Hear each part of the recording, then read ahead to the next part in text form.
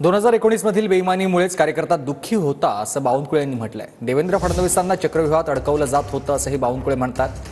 देवेंद्र फडणवीस उपमुख्यमंत्री झाले तो दिवस डोळ्यात पाणी आणणारा होता असंही बावनकुळे यांनी म्हटलंय। आठवतं 2019 ला जेव्हा देवेंद्रजी मुख्यमंत्री व्हायचे होते तो दिवस आठवतो। आपल्या सोबत जे बेईमानी झाली, आपल्या पाठीत खंजीर खुपसला गेला। खऱ्या अर्थाने महाराष्ट्रातला एक एक कार्यकर्ता हळहळत होता। मला आठवतं आपल्या सोबत झालेला विश्वासघात, मला आठवतं आपल्या देवेंद्रजींना चक्रव्यूहात अडकवण्याकरता झालेले प्रयत्न। पण देवेंद्रजी उपमुख्यमंत्री झाले तोही दिवस आपल्या डोळ्यात अश्रू आणणारा होता। मला आठवतं देवेंद्रजींनी आधुनिक अभिमन्यू